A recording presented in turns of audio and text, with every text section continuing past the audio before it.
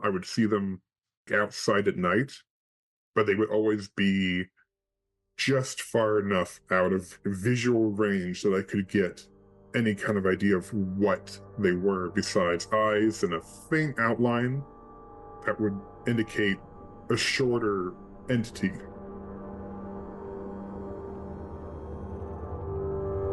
They claim that our eyes will just get a slightly different from what they are. When we talk, we see things are normal.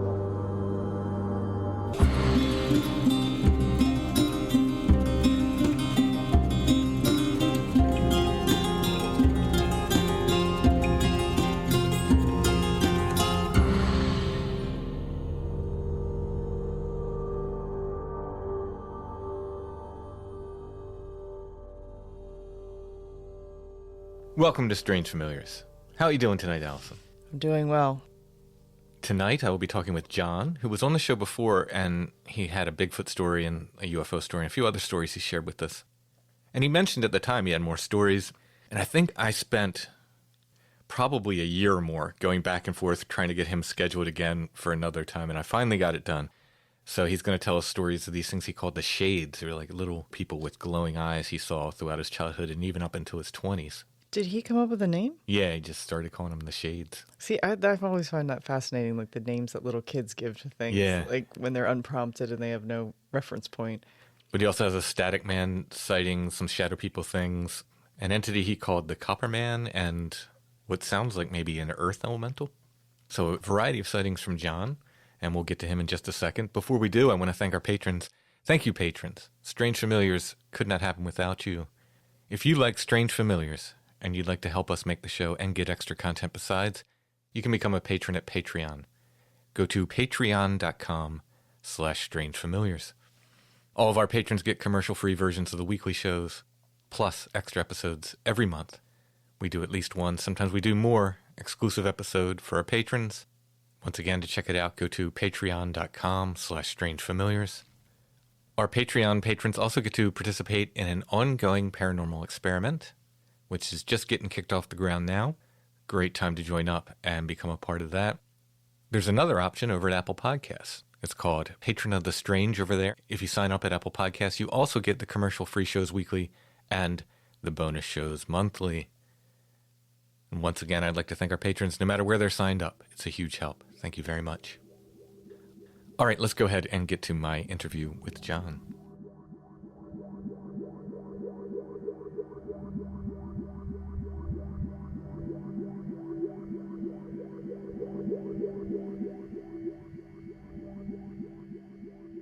All right, I'd like to welcome John back to the show. How you doing tonight? I'm fine, Tim. Thank you for having me back. Yeah. Now, you were on before and talked about some Bigfoot stuff. The one that was like at the loading dock of a company, right? That was your story. That was me, the one that made no sense in the location it was at. Yeah. And what else did we talk about? I'm trying to remember what else we had in that conversation. Well, I had a couple of things that I went over with you there. What I consider my one-off topics. I had my one UFO, as I put it, the ceiling tile in the sky when I was a kid. Right. Yeah. And I talked about I call it my orb, glass ball light that shot through my parents' family room, also when I was a kid. And then I believe I finished off by talking about my reoccurring dream, and by reoccurring meaning the same location but doing different things. Okay. Yeah. Yep. I remember. Yeah, the manner. And actually, ironically enough, since I've spoken to you, it has been a little bit of time. I've had a couple of more of those if you wanted me to talk about that. Well, let's get the stuff we didn't talk about first, then we'll swing back and catch that at the end. Okay, I mean, the things we didn't talk about before, I have a variety of things that I consider going into the paranormal, into the spiritual. So like the UFO, the orb, the Bigfoot, those are like I said, those are my one-off times. I've done a couple of adventures. I think I talked about you before, squashing with a couple other listeners from your show that we've met up in person and gone out and we've seen tree structures and the sort. We've gotten moments that we've like walked into a certain patch of woods and had weird vibes, sensations that we shouldn't be there. We've heard wood knocks, things like that.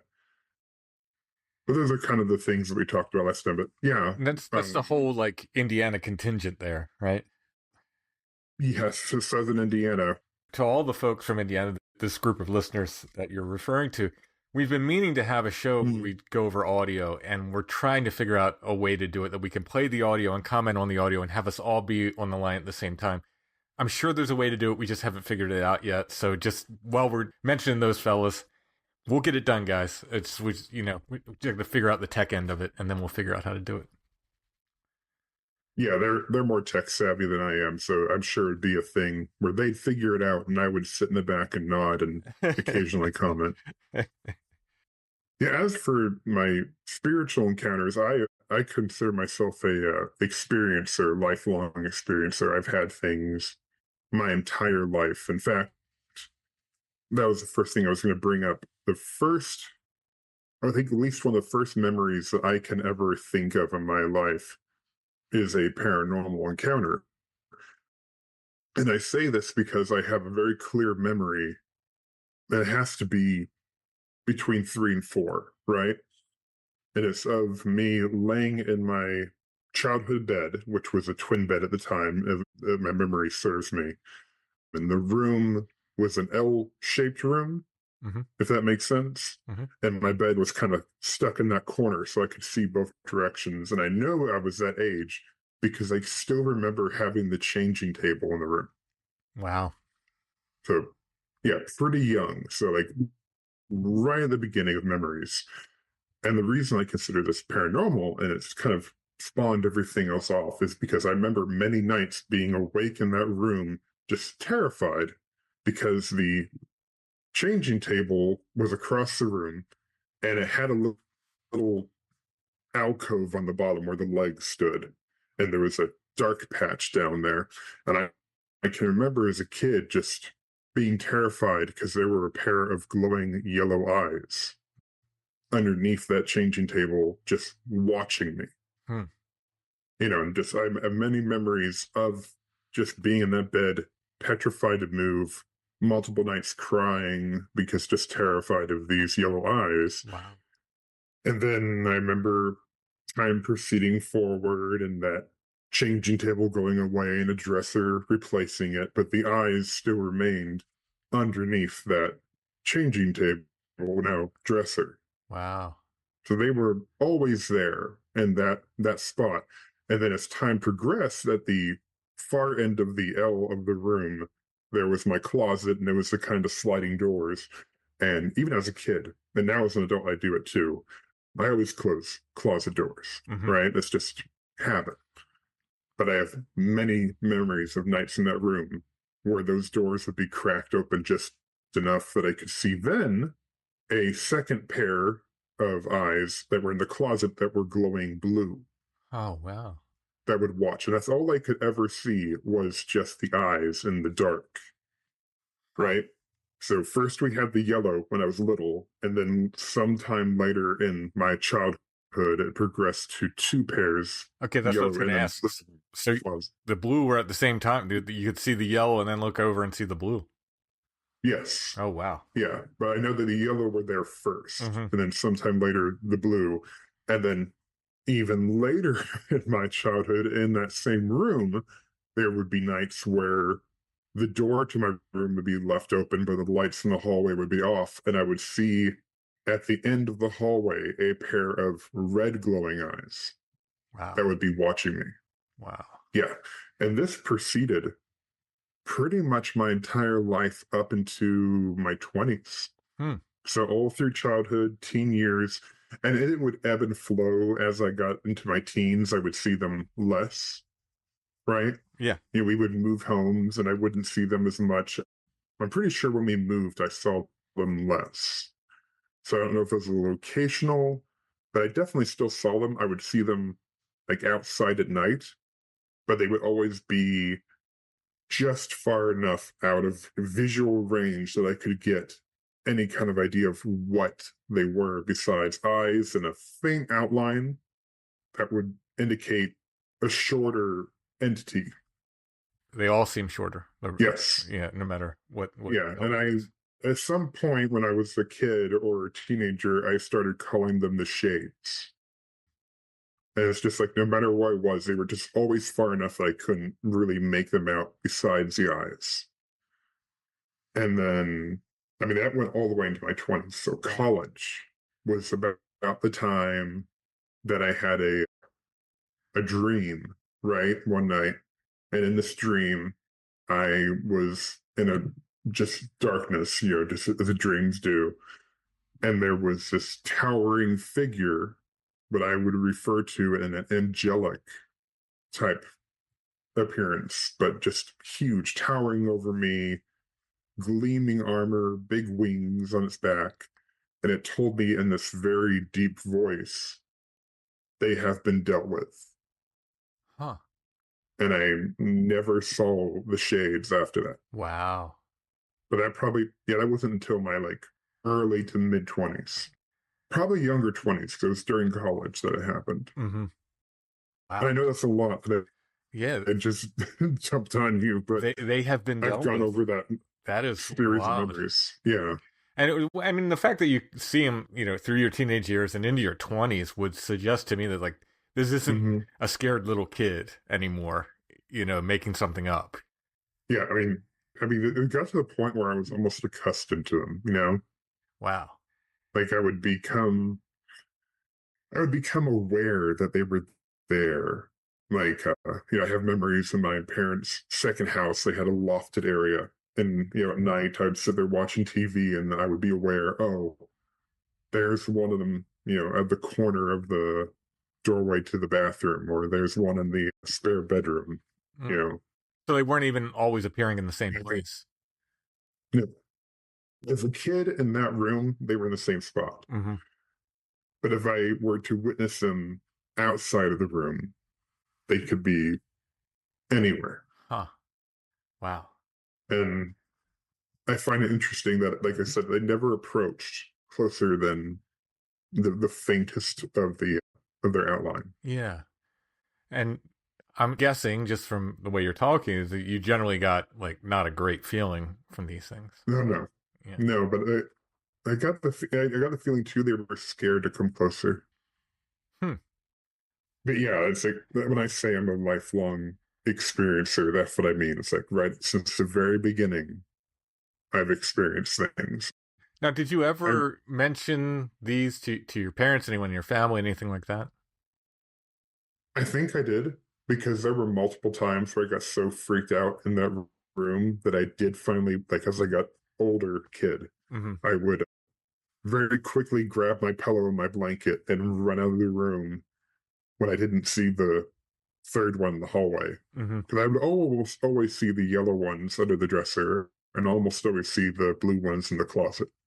But the red one wasn't always there. And if I didn't see it there, if someone had left the light on or for some reason it wasn't there, I remember bolting out of that room and sleeping in the hallway. Oh, wow. Because my parents would sleep with the door locked for some reason. So they would wake up the next morning. Yeah, I never understood it. But parents, they need their time. But as a kid, I couldn't fathom it. I would knock on the door and they would tell me to go back to bed. So I'd be like, okay, going back to bed, laying in the middle of the hallway. Wow. And my mother still to this day talks about that. It's yeah, we would find you in the hallway all the time. It's yeah, I was scared to sleep in my room. Huh. And they did follow you when you moved. You saw them in more than one location, house location. Yes. Yeah, and I'm trying to remember actually whether the second house, if I ever saw them inside or if they were strictly outside after that. Yeah, and I think I actually had never thought of that before, if they ever saw them in the second house. Because my parents, we moved 3 different times. At the third house, I saw them inside. Okay. I actually can't think about now if I ever saw them. Well, that's weird. In any case, they weren't at one house only, in other words. No. Yeah. They seem to have been focused on you, I guess, in a way. One more question before we move on.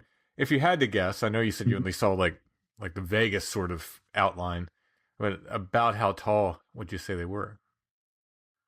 Not tall, 2 to 3 feet. Okay.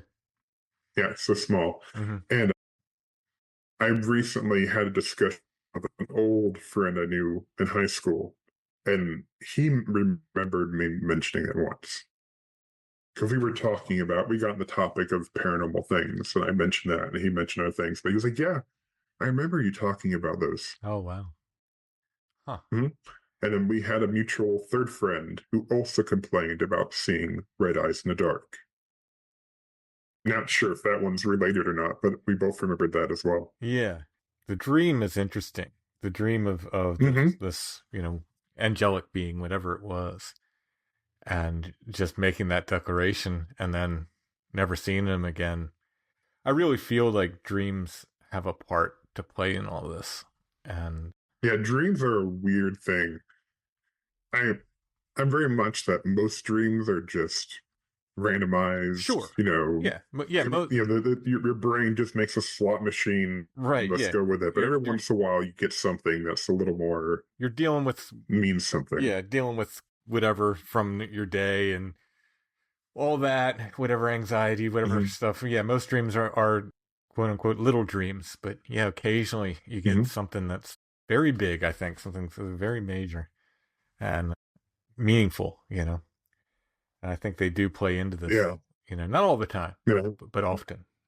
I remember that. I can remember that vision clearly, though, that entity just being this very imposing but feeling of like it could be dangerous, but was not actually threatening to me. Mm-hmm. That kind of vibe from it. Yeah. But yeah, I just remember that very deep voice, and that's all it said was they have been dealt with. So yeah, give me a little bit of chills right Oh, now yeah. thinking Yeah. about it. Yeah. The only other thing I can really remember from that house as a kid that was paranormal but not attached to the shades, the eyes in the dark. I met recently. You've had multiple people, and it reminded me of this encounter of people that see something that's like beckoning. Yeah. Yeah, I had the weirdest. I don't know. I know I was sick at the time as a kid, so I jokingly call it a fever dream. But after hearing yours and a few other podcasts talk about people who, as kids, felt like they were beckoned by something, as you say, a screen memory, and I have a memory of me laying in bed, not feeling well at all, couldn't get out of bed if I wanted to.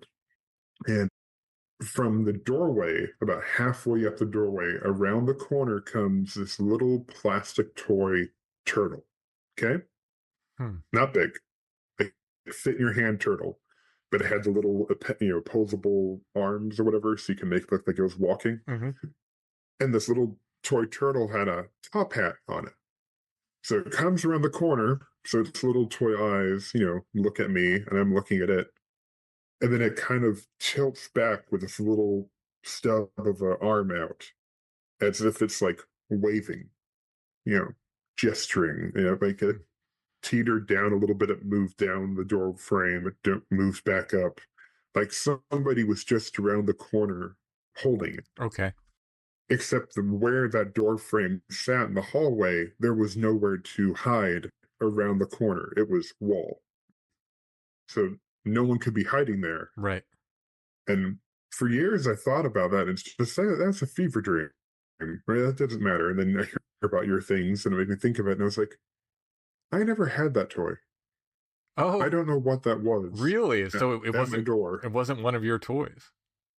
No, I never had that toy. I never seen that toy. But in my memory, I remember clearly as a kid thinking that's one of my bath toys, right? Interesting. Like, no, I never had that toy. So it's like, what the crap was that? Yeah, that's one of those weird, the childhood things. Like I said, they could be very disturbing, I think, because you wonder, like, most of the people I've talked to is like, well, no, I didn't, go after the thing that was beckoning me. Yeah. I didn't go into the trailer or into the closet or wherever it was, but, You wonder, you know? Yeah, luckily I was too sick at the time. I Right. couldn't get out of bed if I wanted to. Yeah, yeah. But who knows? I mean, wow. Those are weird. Yeah, Those are really weird. and I only recently remembered it just listening to you and a few other shows. Just like, oh God, is that what that dream was? Yeah, and it's You not know, like, I mean, look, there are instances of, Sasquatch beckoning children and other entities as well, but the yeah. ones we've been getting on the show have been things like cartoon characters and stuffed animals and now a toy. It's Mm-hmm. very disturbing. It's very odd. I mean, it's not that it's Yes, not disturbing if Bigfoot's yeah. trying to beckon a kid, but you know what I mean. It's like using a childlike thing to appeal to children in a way.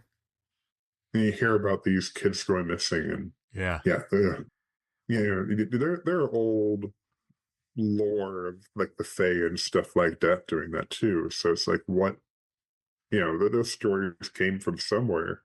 So yeah, just old childhood. And besides that, I don't think I had much else happen in that house.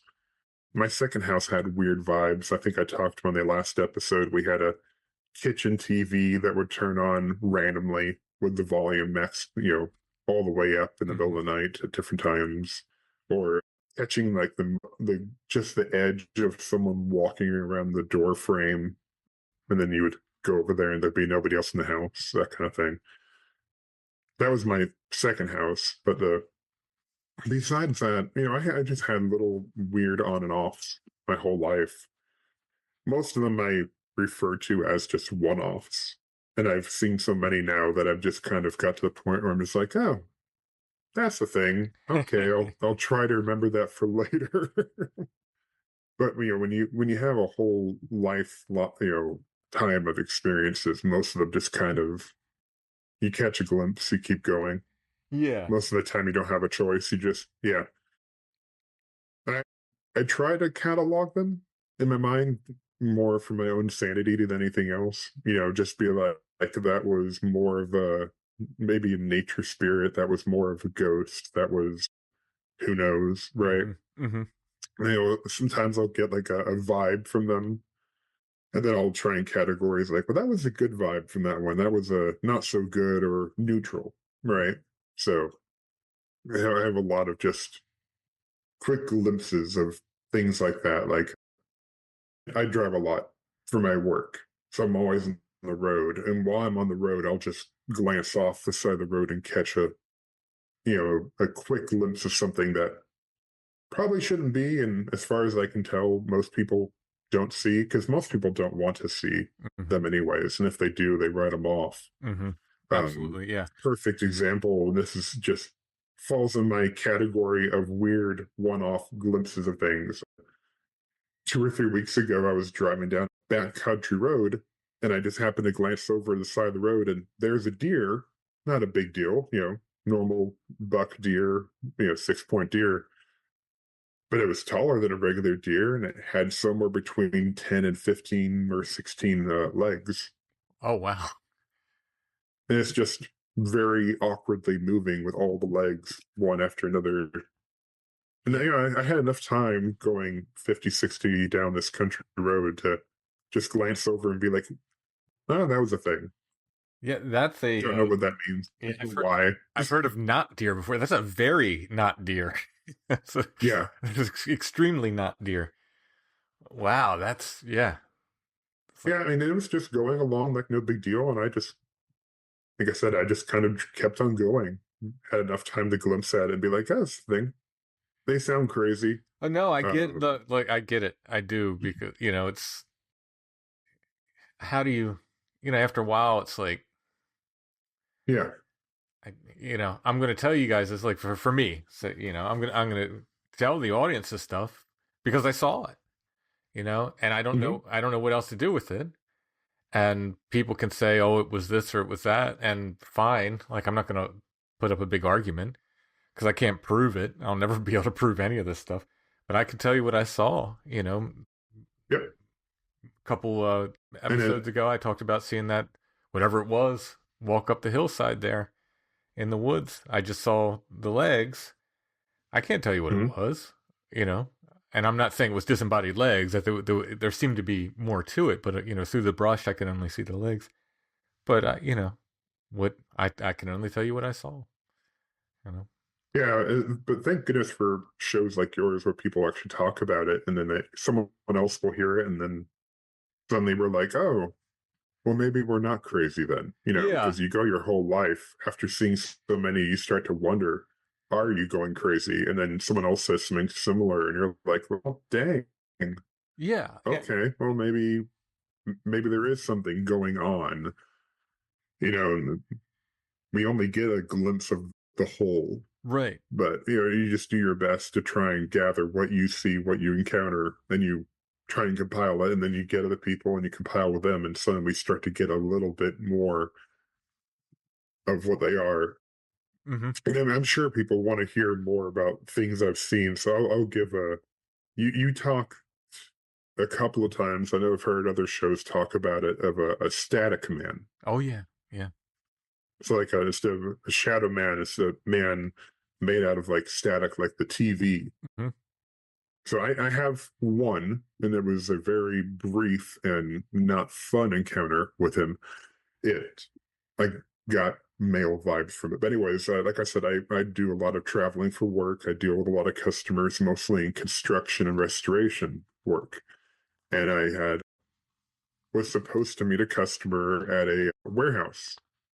And I get there, and there's a couple of people working, and I'm supposed to meet him. So I got a text from him saying, just meet me inside, right? We'll go over everything we need to do.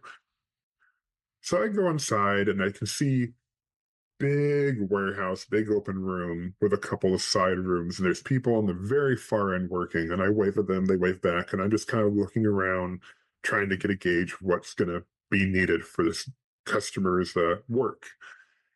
And I just haphazardly just kind of walking along, and I see this side room, and I'm like, oh, I'm going to walk into this room, and I think it used to be an office for the warehouse.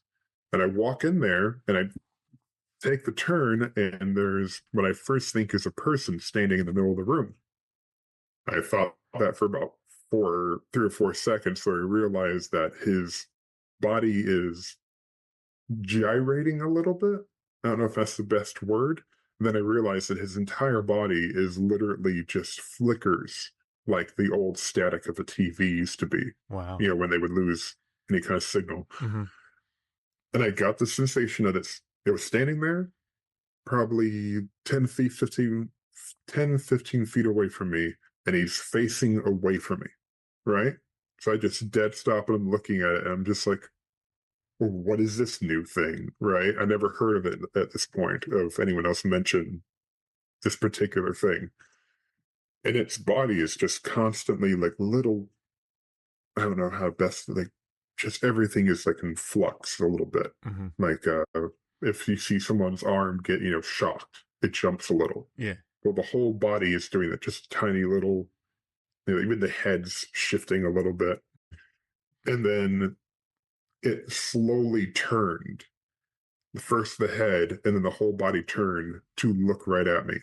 No face, just more static, but I got the feeling it had fully turned. And that is the creepiest sensation in my experience, when you are looking at something and then it becomes aware of you and looks at you. Yeah. Because, oh crap, now it knows I'm there. Mm-hmm. It has acknowledged me. And from my experience, when these things do that, not all of them are happy that you see them. Right. Yeah. Well, this thing just lunged at me. No hesitation. It turned, it looked, lunged, got about 5 feet away, and then gone out of existence. Wow. So I stumble back out of the room, look around. The same guys are on the other side of the building. They didn't react at all to any of that. So I just said, nope, this building's not worth me being here by myself, without my clients. So I just went back outside and waited. And yeah, we avoided that room when we went back in, thank goodness. So, but yeah. Yeah, I think I've gotten like 2 or 3 other of the static man ones, and they're never positive. I've never had shadow people. I've had some people like, oh yeah, they're helpful. I don't mind them. They're just there. Some people don't like them. Flannel Man, we've had negative and positive with that. But the static one, and again, I don't have a ton of them, just 2 or 3 besides yours. But Yeah. they were all like, no, this thing was not good, whatever it was. Yeah, I just don't understand why it was like that. It was like mostly black, a little bit of white flickering in there, just chaotic movement, Yeah, right? yeah. Just it wasn't like even the jerky movement. It was like as I said, like someone was getting shocked over and over really quickly. It was just constantly moving. And then yeah, it turned, looked at me, and within a few seconds, no hesitation, just lunged. And I don't know why it disappeared, but it disappeared. Well, yeah, maybe a good thing it did. But yeah, I don't want to see one of them. Like, No. there's a lot of these things. It's like, yeah, I want to see that, but for some reason that one kind of disturbs me. I don't know whether it's the fact that it seems so unnatural and kind of like it Mhm. stepped out of a TV screen or something, and it shouldn't be there. I don't know what it is about it, but there's something about it that just seems really odd, really, really odd. Yeah, it just it was weird how it moved, weird how it looked. Mm-hmm. It was terrifying of how quickly it just went aggressive. I've seen things that have noticed me and have gotten mad that it was there, but very few give that level of just no care for its own safe being, just aggression. Yeah, yeah. Like I said, most of the other ones that I've had, like I've had encounters where I'll just be walking along in a building and also just catch something that will, like a shadow person usually, that will be there. I'll look at it, it will turn, look at me, and every time they do it, no matter how many times I see it, it still makes my blood pressure go up a little bit. Mm, And they'll look at you and then they will just maneuver out of view. yeah. I've had that in like schools and other buildings and stuff like that. And Thank goodness, not usually at home. when Not you've seen not. them, and I've talked to people and I've gotten 2 answers. Some people say that no, they just look like a shadow. They're dark, but they're kind of shadowy looking. And other Mhm. people describe them as that blacker than black kind of thing.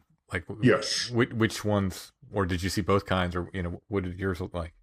I would say most of them are blacker than black, though I've seen them both. Usually at night, but occasionally I've caught one in the day. So they'll Or stand out later. against the darkness. In other words, Yes, wow, very much so. yeah. Most of them will just be pure dark. I have had ones where they'll be like eyes, like a lit up eyes. I had one a couple of years ago. I woke up to it in my room, always in the bedroom.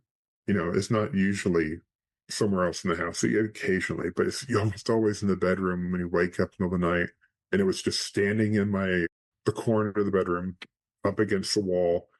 And I could see its eyes, which weren't glowing. They were just big, round, like someone, surprised look on their eyes, but like a little larger than Mm-hmm. a normal human. Very big eyes looking at me, and its teeth. Like if someone were to smile, Wow. right? You could see the teeth in it as well. Mm-hmm. So its teeth were not bared in anger, just not a grin either, Mm-hmm. just the teeth. And it looked at me, I looked at it, and it did this motion where it kind of blurred along the wall. And then halfway across my room, it stopped again, continued to look at me, never lost eye contact with me, and then blurred across and through the wall and out of my room. Wow. Yeah.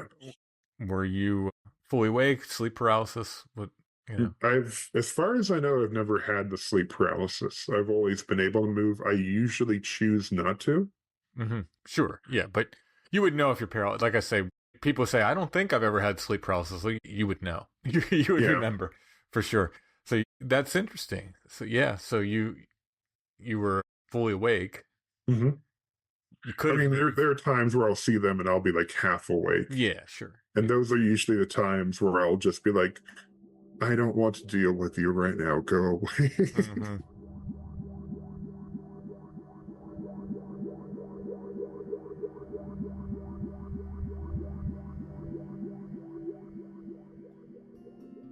I Have Never Minded the Loneliness, Hermits and Their Stories, is the latest book by Timothy Renner. What compels a person to leave behind society, forsaking family, friends, and the comforts of modern life to live in solitude? The hermits of the 19th and early 20th centuries are as fascinating as they are mysterious. These enigmatic figures often became the focus of public interest, with newspaper stories turning them into local legends, folk heroes, and symbols of a life apart. In I Have Never Minded the Loneliness, you'll discover the extraordinary lives of hermits who defied convention. John Stink, rumored to have died and risen again more than once. William Woodruff, whose long vow of silence followed a broken heart. Brusher Mills, the serpent hunter who sold his own snake oil remedies. And Truman Commodore Downs, who claimed Mars as his homeland. These stories and many more reveal the complex lives of individuals who chose to live apart from the world. I Have Never Minded the Loneliness is available now at Amazon.com or wherever you buy books.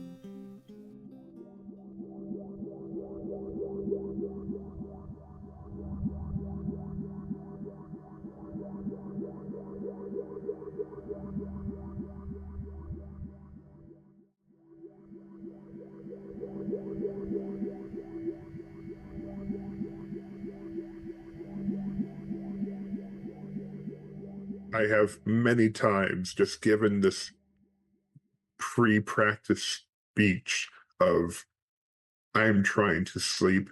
Can you please not be in my house? I want to go back to bed, and I'll roll over.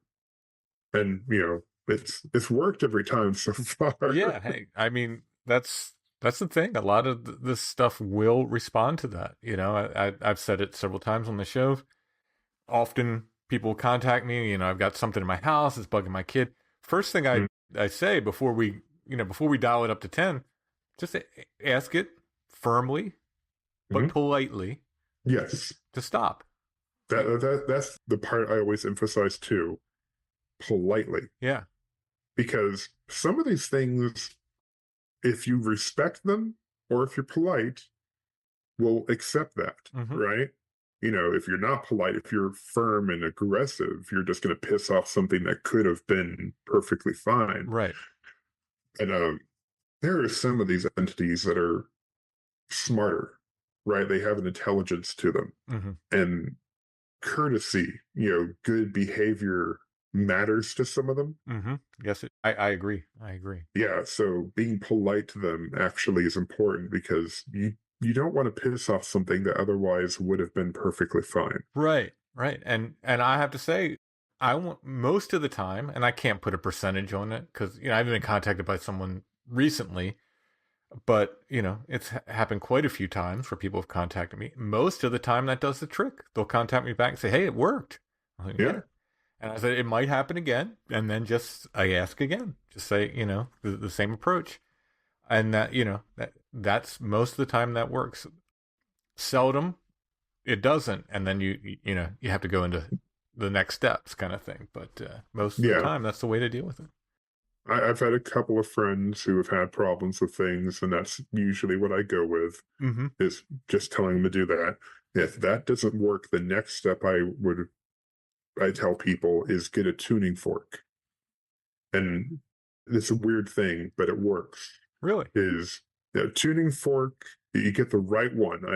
I'm not a musical expert, so I don't know if there are certain ones that don't work, but the three I have used have worked. And you strike it, and then you can feel the vibration. And if it's the right one, you can even hear the vibration, right? And there's something about that vibration that disrupts energy. Interesting. So you strike it in the area that you're having the thing, right? And then it just kind of, it breaks up whatever energy is there. Wow. Yeah, I recently... I want to try this, out in experiments, as I'm exploring here. I have a friend who recently was having a problem with an entity that kept coming back and kept coming back. And he had friends who would help him get rid of it for a while, but it would come back. But every time he came back, he had to bring those friends back over and do it again. And I told him to do a tuning fork, and he carries it around now. Wow. If he feels it, he knows the sensation now of this entity coming back, and he'll just pull out the tuning fork and strike. and within a minute, that sensation goes. Wow. So if you figure out I'm sure there's different hertz and stuff. Mhm. If you figure out which one it is, please let me know, because I want to try this. I would like take it to the haunted bridges or something, and if things are popping off, just try and see if it does anything. Now, I haven't used it on everything, Mm-hmm. right? But I had used it if, like, my son complained that he was having a bad feeling in his bed. So I went and took the tuning fork and struck it and waved it over his bed, and he hasn't complained about that since. Wow. So things like that. Interesting. I would be careful about using it on certain areas that, like, have a long history, or if it's something that you can tell is intelligent, Mm-hmm. because you may just piss it off more. Yeah, but I'm interested just because I'm so interested in the way sound interacts with this stuff in general. Mhm. It's a very interesting concept to me. Yeah, for me, I just grabbed the biggest tuning fork I could find, Okay. and that's what I use usually. Huh. I don't know if it's the best one, but it gives the biggest vibration. You can hear it when you strike it, Right. and that works for me. So that's what I do. Yeah. So now I'm wondering, like, things like singing bowls and Yes, things like that. I'm wondering if they would have the same sort of effect. we actually had a person that was having an issue with the entity that was following them, and we were at a gathering one time, and they brought out multiple singing bowls, right? And they did about 4 or 5 of them. And I think it was the 5th one when they didn't strike it. They did the They rolling and turn the it or guide. whatever it is. Yeah. When they did that one, you could feel the shift in the room. Like, it went from just calm to this uproar of energy, and it was like a very heavy, angry energy, right? And they just kept playing the singing bowl through the energy, and then you could feel the energy just disperse. Huh. And then the person, as far as I know, didn't have problems after that. So singing bowls, yes, if you use the right one on the right situation, I don't know if it would work for every single one, but Right. it worked Sure. Yeah. there. And I don't think any of these is going to work for everything every time. Yeah. But I'm not above experimenting for sure. Yeah, I mean, this is just me, on my own experiments, kind of floundering. I have no idea if it's a permanent thing, or, like I said, there's some entities where it seems to just tick them off more because they know what you're doing. Or you wonder if it's like, again, this is, getting way beyond just into speculation, but you like, is there a different frequency that would work for that one? Yeah. That it's not responding to that particular frequency. It's a very interesting concept, though, and one I plan on exploring. You're welcome to try.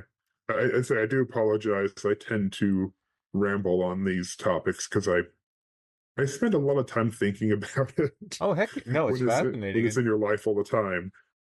And that's, I mean, some portion of all this is learning and trying and experimenting as we go.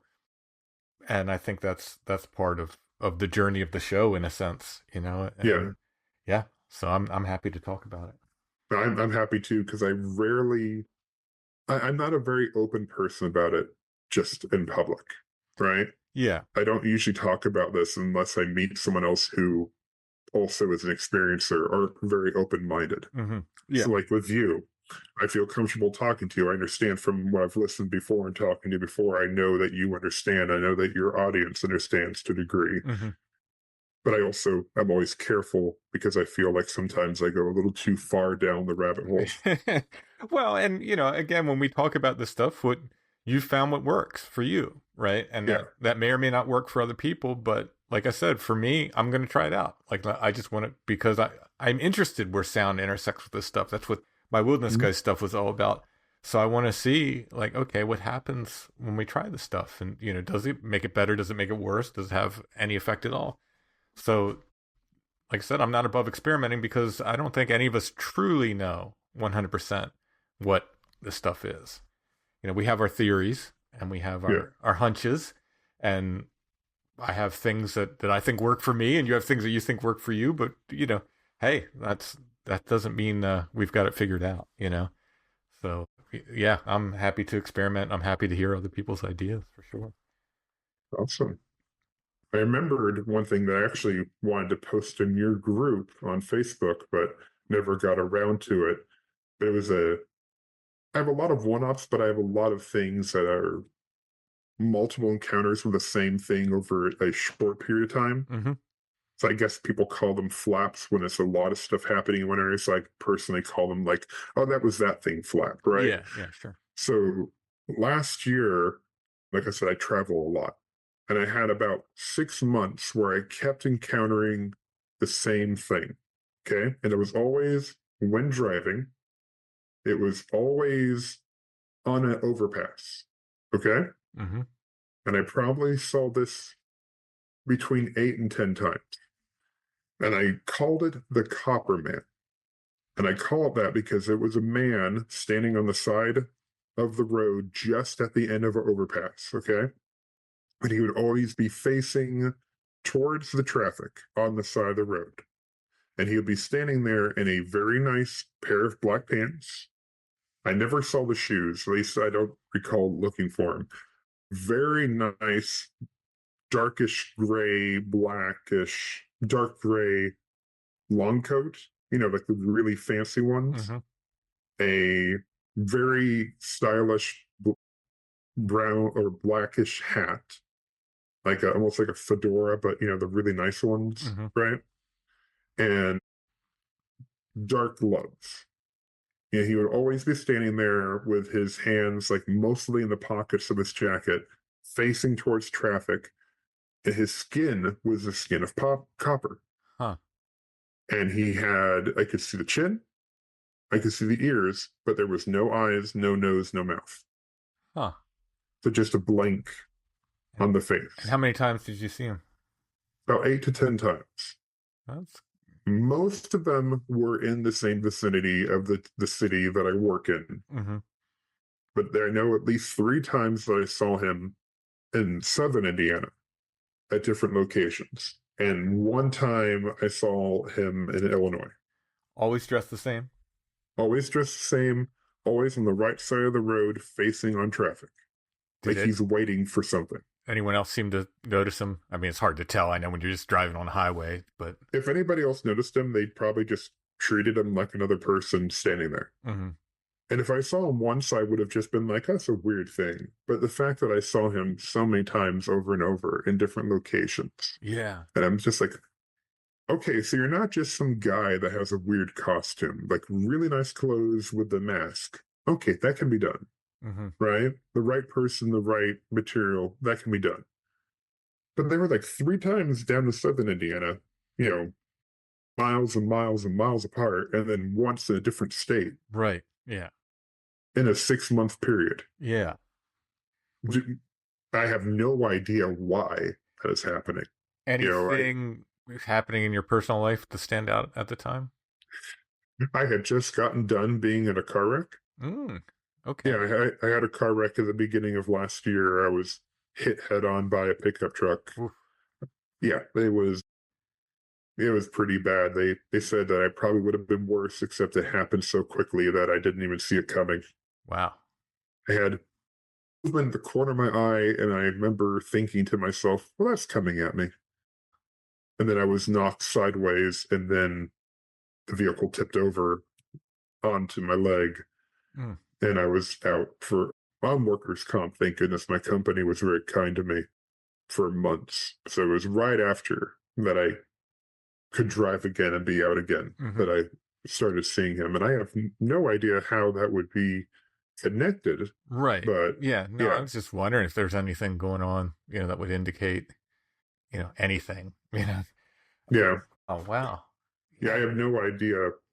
I always know that whenever I see him, I always get the feeling that he is waiting for something, that he acknowledges me, but he is not waiting for me. Mm-hmm. He's just standing there, same position every time. Any movement, or is he kind of like a statue?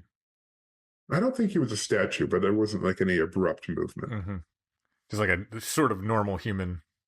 Except like standing colored skin and no face. Yeah, but I mean, like he might have been shifting or something. It was, in other words, he wasn't like a statue. Like he seemed like he was a Yeah, Like a, it definitely seemed like he was a living being. yeah, Just yeah, yeah, but like I said, it's just one of those weird things that I encounter that I have no idea what it is, what it means. It's just there, and it makes no sense to me whatsoever. yeah. Well, a lot of times these things don't. Yeah, just every time I drive past them, I'm just like, why? Why are you there? It's never the same spot every time. And a bunch of them were within miles of each other. That would make sense. But then hundreds of miles away in another Right. state entirely, those are the ones. It's just like the last time I saw him was the one in Illinois. And then that was like months later. And just seeing him then and just being like, really? I thought we were done with you. And I haven't seen him since then. And that Yeah. was at near the end of last year. Huh. Yeah, that's an odd one. Yeah, but I just wanted to bring it up because it's just such an odd. Well, you never know. I mean, there's a non-zero chance that someone else emails and says, I've seen that guy. Yeah. And it's funny because I just listened to one of your episodes with the lady who saw the hitchhiker that she kept seeing over and over in the same clothing. Yeah. Yeah. And I was like, yeah, I mean, not exactly, because she saw him walking around and everything, but still, it's a guy on the side of the road that doesn't make sense why he's there. Right. Yeah. Yeah. But for the no eyes and the copper thing, I go, oh, he's like some kind of weird, maybe one of these unhuman characters, but I don't know, it might be something else. Who knows? Who knows? I'm reminded, for some reason, I'm reminded of Lon Strickler talks about an encounter he had in Hex Hollow where he saw a faceless being. Yeah. And he said it looked otherwise like a regular person, just no face. Yeah.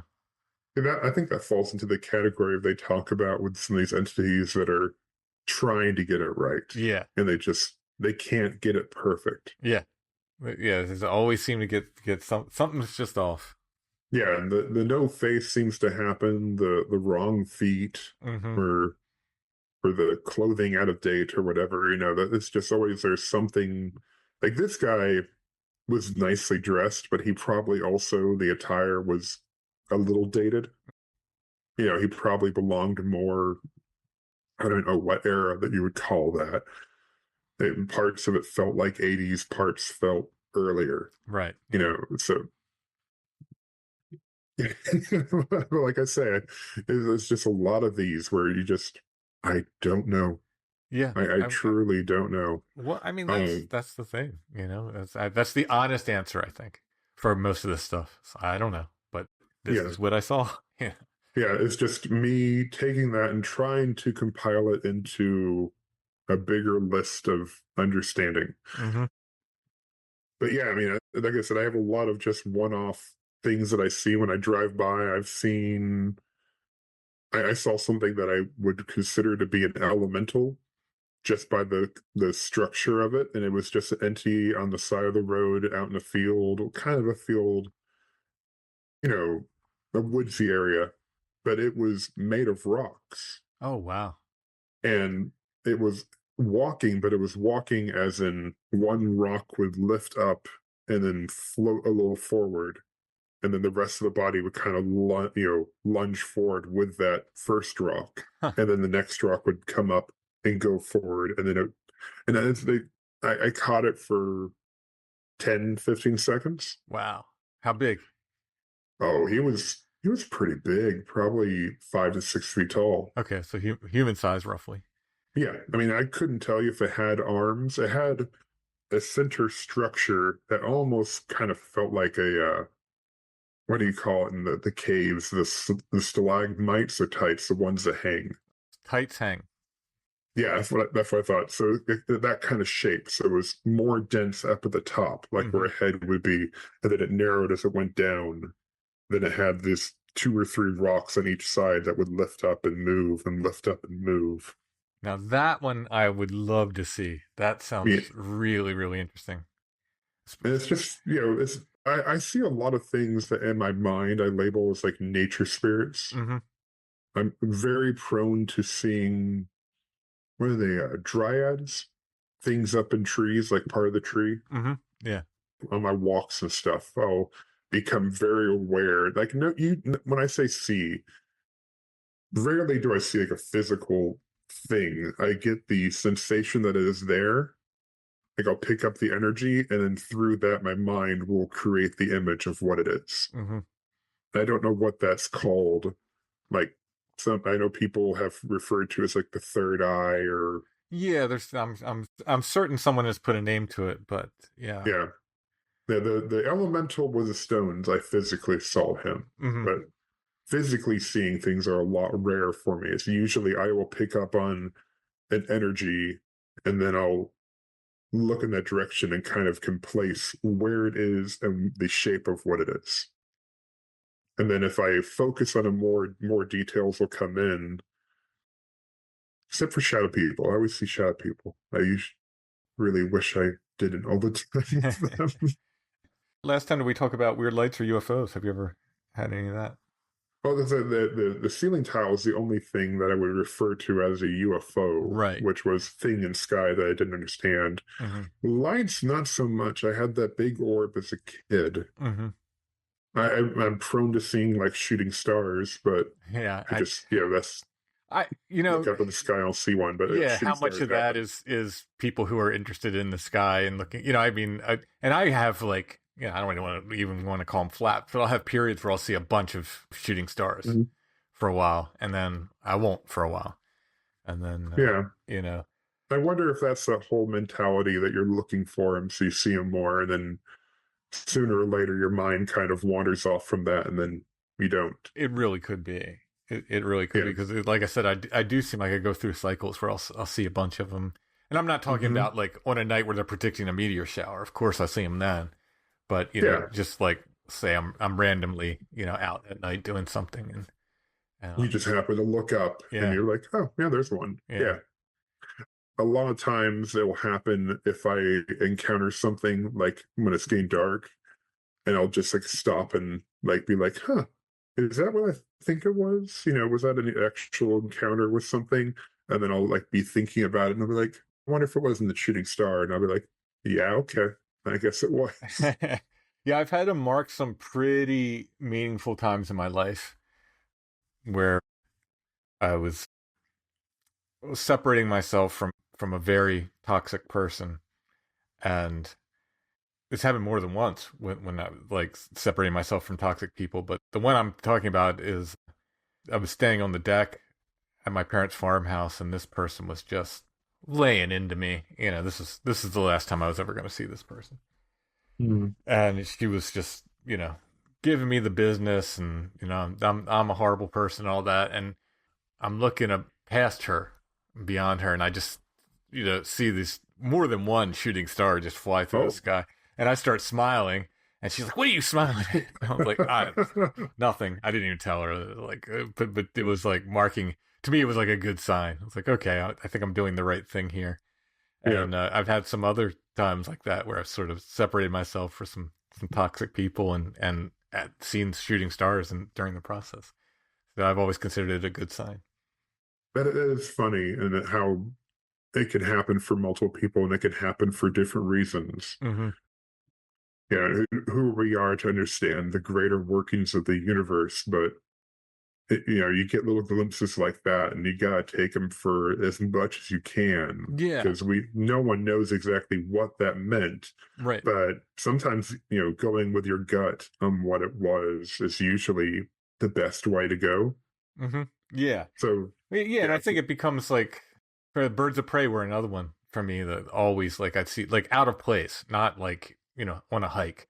I'm talking mhm, about like driving in the city in Baltimore and a red-tailed hawk, flies across my windshield. Like what the heck, always mhm. at meaningful times, at big times of change in my life, that I've always considered that sort of a good omen, whether that's me just reading into things or not, but it's like what's a hawk doing in Yeah, Baltimore City? exactly. Yeah, Uh, I mean, you just have to stop for a moment and be like, okay, sure, thank you, yeah, you know, yeah, exactly, exactly. because we don't know.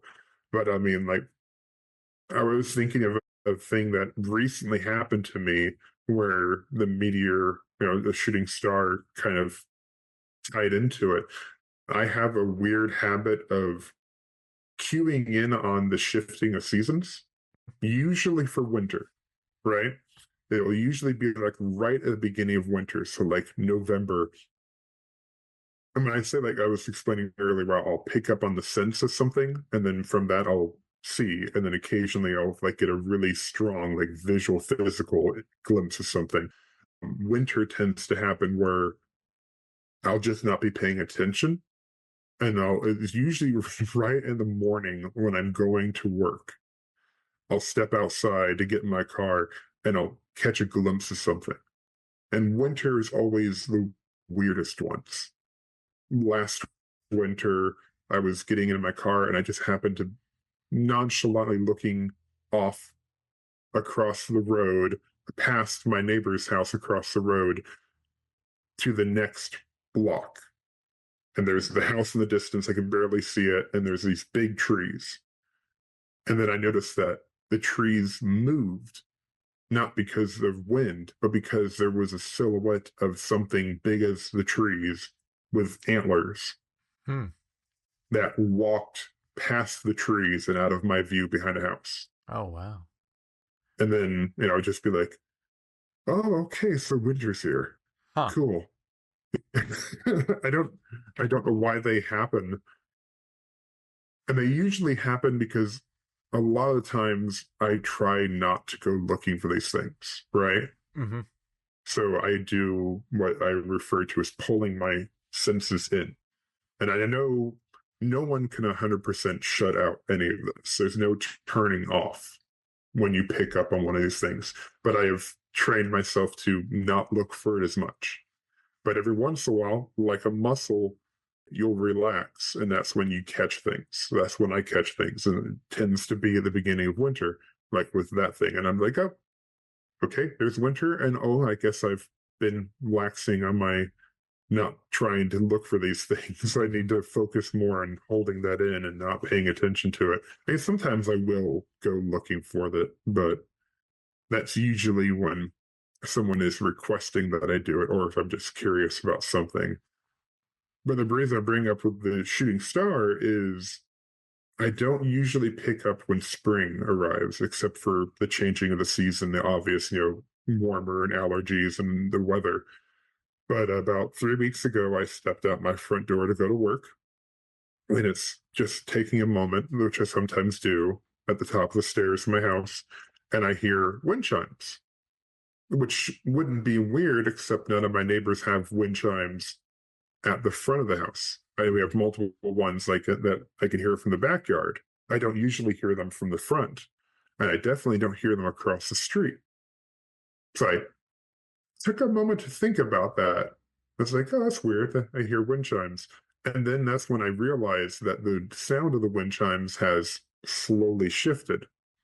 So they started for me hearing them at 11 o'clock, and they had slowly shifted over to 2 o'clock from my late neighbor's house on the left to the neighbor's house on the right.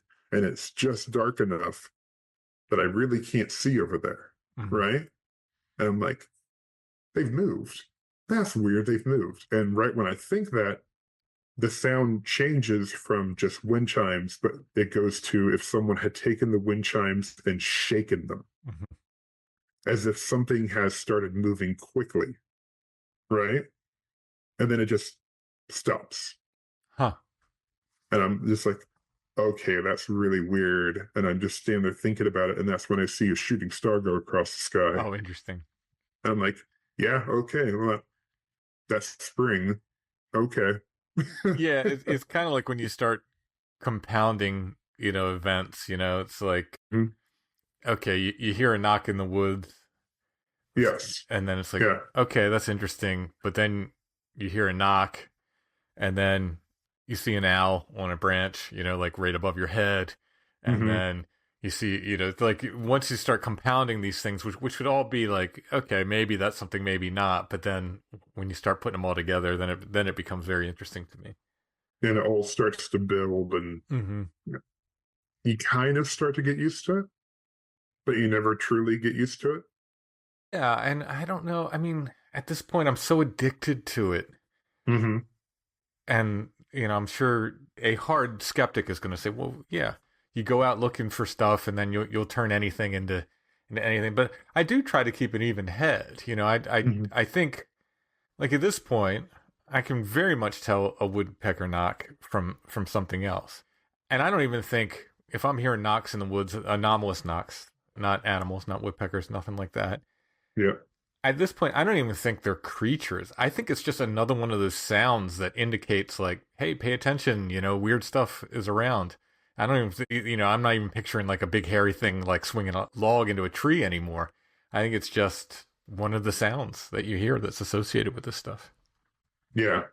Yeah. The wood knocks are a weird thing. A lot of people talk like it's a branch being hit by a tree.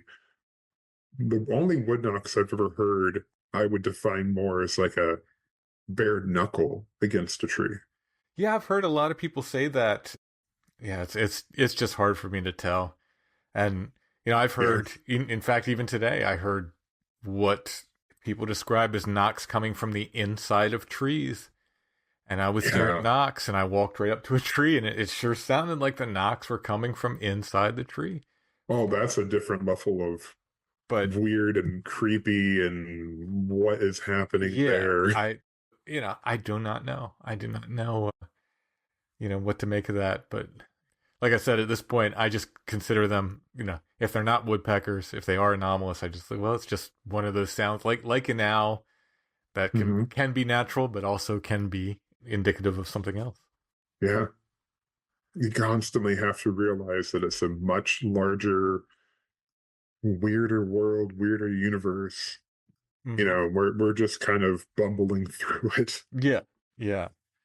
Yeah, and I ask this, and I've given my theory quite often, but I'll ask you, like, so Mhm. for all the people out there, and again, I think that for almost everybody has something, because the people that say, "Oh, I've never experienced anything," if you get them talking, eventually they'll get Mhm. around to, well, there was this one thing that happened. It's like, okay, so you have experienced something. You just don't, Yes. So I do think most everyone has an experience, whether they want to talk about it or admit it to themselves or not. But there are people who claim to have never had any experiences, and people who are almost desperate for experiences. They want to have these experiences. What do you say to them, as someone who's had multiple experiences and some, some pretty strange stuff? There are a lot of people who actively deny it, actively avoid it. Mm-hmm. They're the people who, they train themselves to look away from it. Absolutely. And then I think it is still the majority that people believe that these things don't exist. So they just get it in their head that they don't. So even if they have an encounter, they just deny it. They look the other way, you Mm-hmm. know, or they put it in the back of their head, Mm-hmm. you know. And it is just fascinating just hearing from all the stories of people who, like myself, had memories that we completely forgot until someone else talked about it. Yeah. Yeah. And that It, it happens a bit. yeah, so I think part of it is that. Part is that's the people who have just been programmed by society to say, nope, that's not real, or they're just denying it entirely. Mm-hmm. Either fear of made fun of, Yeah. Yeah. I think for some, and again, this is depending on where and how you grew up, but I think for some people it's like, yeah, I don't want to be a weirdo. yes. Yeah, I don't want to be that weird person. I don't want to.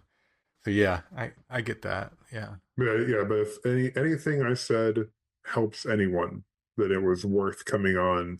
And it's also just great talking to somebody, like I said earlier, that also believes, also has encountered and understands, it's it's helpful for the person talking, it's helpful hopefully for the person listening, you're to the people who have had these encounters, you're not crazy. Yeah. Yeah. No, I mean that's a big part, and that's the, like I said recently, it's become the one of the joys of the show for me is Mhm. allowing space for people to talk about this, but which also gives other people the desire or strength or whatever it is to come forward and Mhm. say, hey, me too.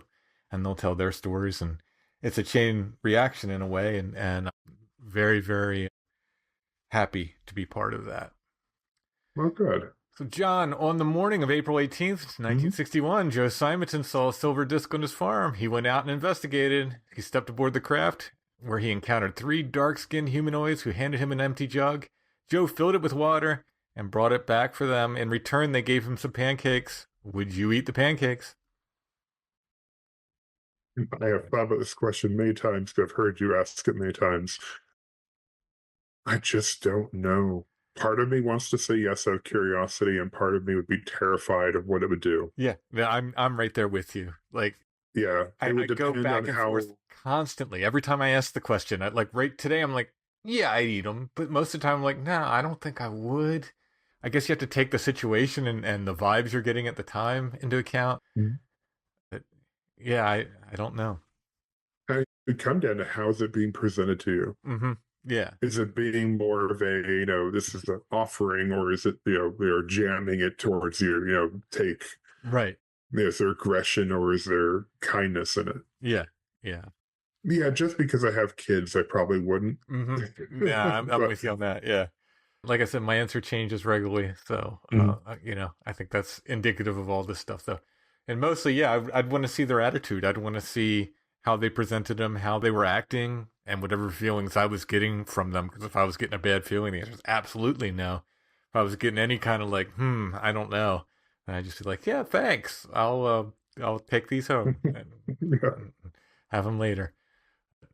All right, John. Well, not to predict things, but given your history, I'm sure there's more strangeness in your future, and I wouldn't be surprised. keep us posted. Yes, sir.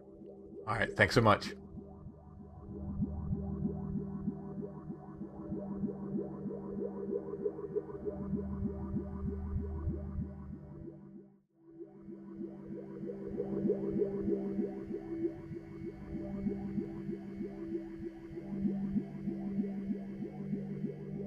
Well, we don't have a curiosity this week because we're recording very late and just want to get this edited and get it out. But we'll be back with more curiosities soon. However, we do have an appearance coming up. We will be at the Macabre Market once again in Columbia, Pennsylvania. It's at the Mount Bethel Cemetery at 700 Locust Street. And that's on June 21st, 10 to 3. Saturday, June 21st, 10 to 3. So we're not there all day. So come on out. I think they have a hearse car show at the same time. Yeah, it's called The Last Ride, and it's So there's cool hearses to look at. There's things to do there at the cemetery. We did it last year, had a good time. So come on out and see us. Again, that's June 21st, the Macabre Market at Mount Bethel Cemetery in Columbia, Pennsylvania. We'll announce it again. Yeah, it's the same street that State Theater Vintage is on, that Vortex Books is on. Yeah, So there's lots to do in town that day, too. absolutely. All right. Speaking of State Theater Vintage, Allison has a stand there, refreshed quite often with new antiques, vintage items, photography, and more. We're not doing this, but at some point we should do leave something in the stand, Like an offering that says free on it or something. something, and then somebody could pick it up. Or just have a contest who can go in there and just identify which stand is yours. I think it would be fairly easy to do, I think. I don't know. There's some other stands that people might think are yours. Yeah. In any case, check out State Theater Vintage. That's in Columbia, Pennsylvania. And we have a stand in Black Rose Antiques that we share with Chad. Black Rose Antiques is in Hanover. And my books are at both places, but different kind of vibe to both shops. Chad definitely has a lot more clothes there in Hanover than he used to have. He really beefed up his clothing selection, but he also has the handmade knives and the vintage axes and stuff that he always carries.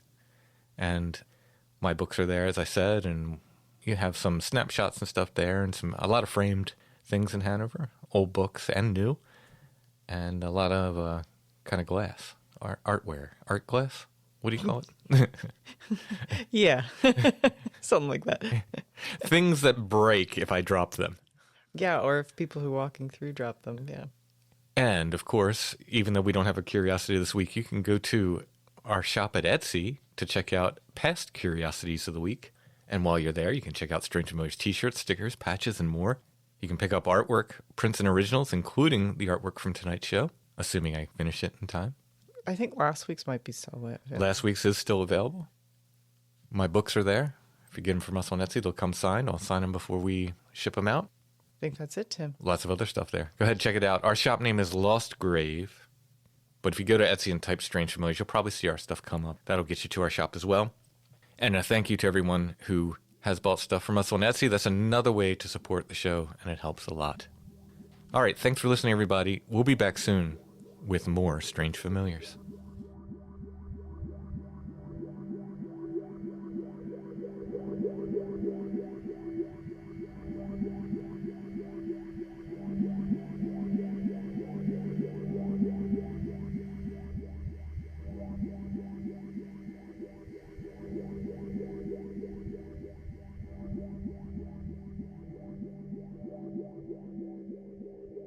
Strange Familiars is a production of Dark Holler Arts. Intro and background music is by Stone Breath. If you want to hear more or purchase music, you can go to stonebreath.bandcamp.com. We're on Facebook, facebook.com/strangefamiliars. We are on Instagram @strangefamiliars, one word, no underscore. Please give us a like and a follow there. For Strange Familiars merch, it's strangefamiliars.com/merch. And for everything else, strangefamiliars.com.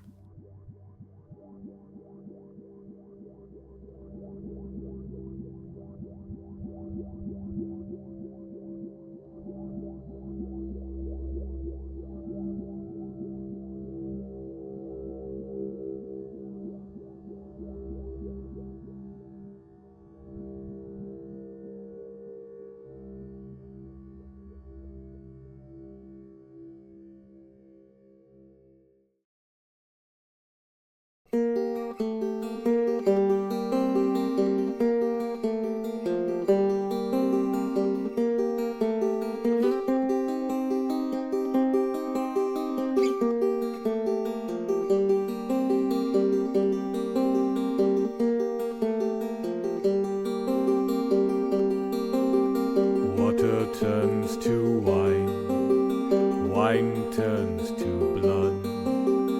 Vines grow around us, love.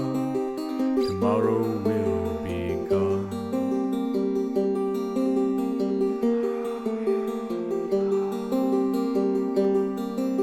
A candle for a corpse, a bell for the dead. Light the candle, ring the bell. The dawn warms our bed.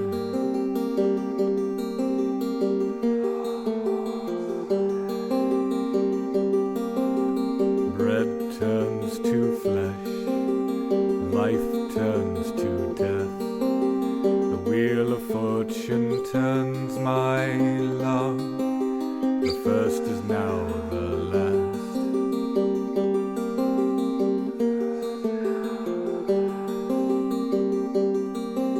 The tarot's been spread, the future's been read.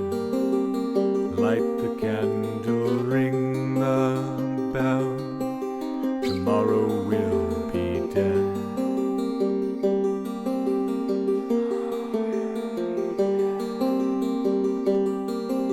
But oh, the heart still bleeds in the dying breath. Vines entwine the lantern, love. Come to see undead. Come to see undead.